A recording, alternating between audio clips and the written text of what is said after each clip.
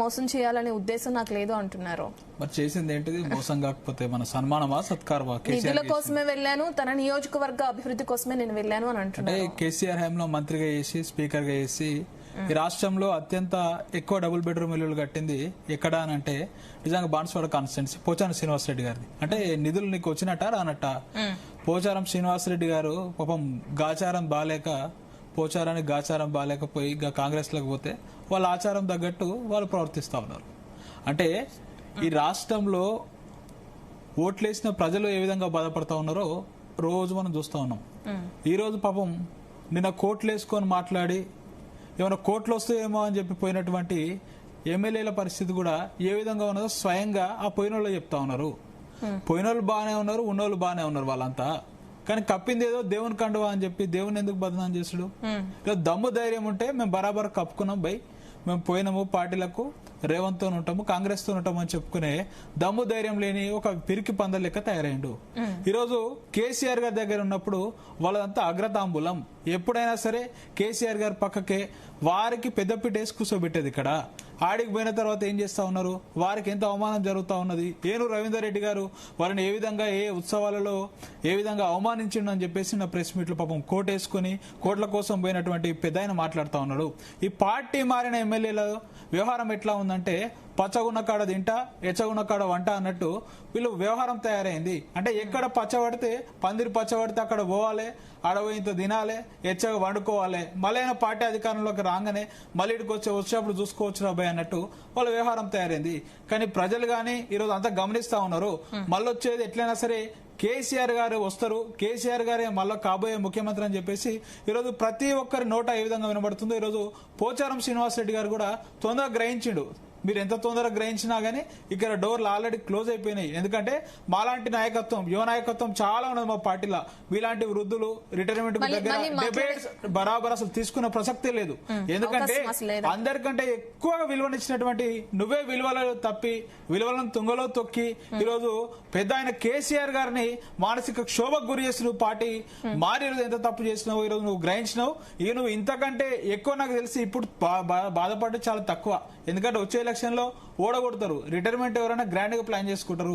వచ్చే ఎలక్షన్ లో బరాబర్ ఓడిపోయి ఇంట్లో కూర్చొని ఆ క్షోభ ఇంకెక్కువ ఉంటుంది. ఎందుకంటే ప్రజలన్నీ గమనిస్తా ఉన్నారు. ఈరోజు బాన్సువాడ నియోజకవర్గంలో ఆల్రెడీ వేరే నాయకులు ఏ విధంగా వచ్చి పార్టీలో ఈరోజు క్యాడర్ అంతా వచ్చి వారి వెంట పోయిందని చెప్తా ఉన్నటువంటి క్యాడరే గానీ ఈరోజు ఏను రవీందర్ రెడ్డి గారి దగ్గర ఉన్నటువంటి క్యాడరే గానీ ఈరోజు బీఆర్ఎస్ కి వలసలు కట్టి ఈరోజు బీఆర్ఎస్ లో పుంకలుగా ఈరోజు క్యాడర్ చేరుతా ఉన్నది. ఆ భయంతోనే వీళ్ళు మాట్లాడుతా ఉన్నారు. ఎందుకంటే ఫ్రస్ట్రేషన్ లో ఏం రవీందర్ రెడ్డి ఉన్నాడు, అరే నేను కాంగ్రెస్ నుంచి మొత్తం పోయి బీఆర్ఎస్ లెక్క ఓతురు క్యాడర్ అని చెప్పేసి వీళ్ళు ఏం చేస్తా ఉన్నారు? పోచారం వెంట పోయిన ముగ్గురు నలుగురు కూడా మొత్తం వెనక్కి వచ్చే పరిస్థితి ఉన్నది. ఈరోజు అక్కడ ఒక శ్రీనివాస్ అనే ఒక వ్యక్తి ఆల్రెడీ కొంచెం స్ట్రాంగ్ గా ఇండస్ట్రియలిస్ట్ ఉన్నాడు, తను బీఆర్ఎస్ లోకి వచ్చిండు. అంటే ఇటువంటి పరిణామాలన్నీ చూసి తనకు ఫ్యూచర్ అర్థమైంది. అరే కేసీఆర్ ఏమన్నా ఓడితే ఏమన్నా మాకు ఛాన్స్ ఉంటదేమో అని చెప్పేసి ఈరోజు అన్ని ప్రయత్నాలు చేస్తా ఉన్నాడు. ఈరోజు ఏంటంటే 77 సంవత్సరాల వయసులో తను తీసుకున్నటువంటి దెబ్బ ఏ విధంగా ఉన్నదో ఈరోజు ప్రజలందరూ చూపిస్తా ఉన్నారు.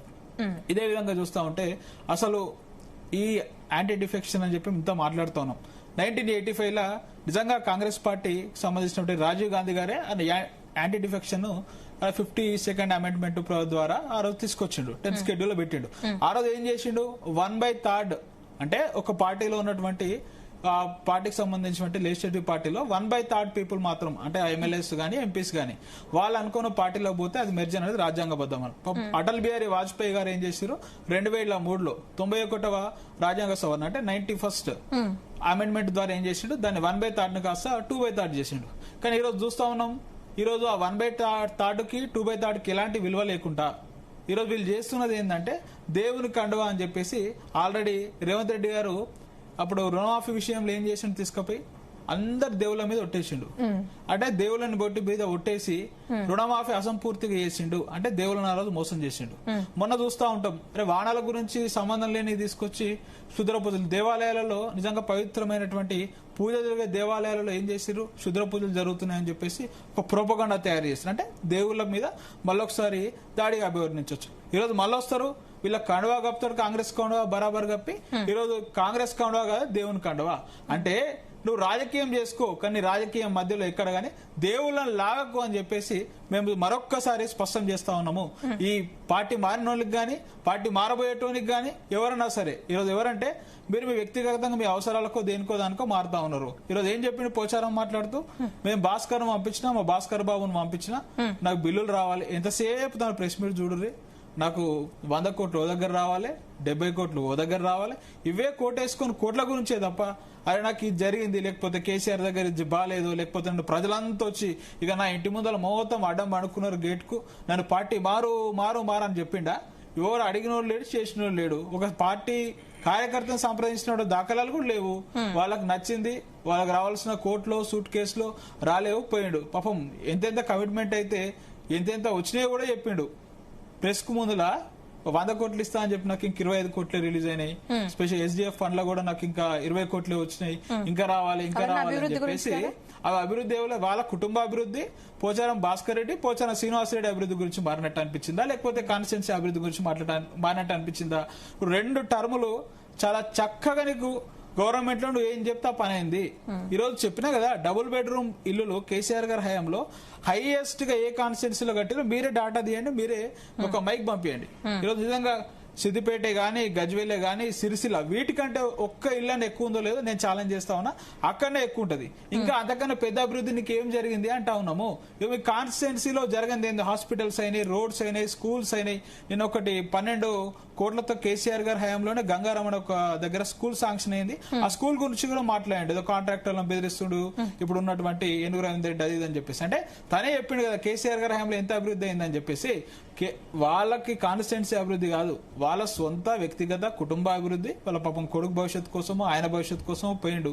ఈరోజు వాళ్ళ భవిష్యత్తు అంధకారంలోకి శూన్యంలోకి నెట్టబడిందని చెప్పేసి ఈరోజు అందరికి అర్థమైంది. వాళ్ళకి అందరికంటే ఎక్కువ అర్థమైంది కాబట్టి ఈరోజు మీడియా ముందుకు వచ్చి గగ్గోలు పెట్టినా, లేకపోతే పిడబొబ్బలు పెట్టినా, ఇంకోటి చేసినా, పాపం రేవంత్ గారి స్టైల్లో చెప్పాలంటే కింద పడి బుర్లినా ఇంకేదో చెప్తాడు కదా, నిరుద్యోగులను ఇంకేదో దావమని చెప్తాడు కదా, అదేమన్నా దాగినా ఇప్పుడు ప్రయోజనమేం లేదు.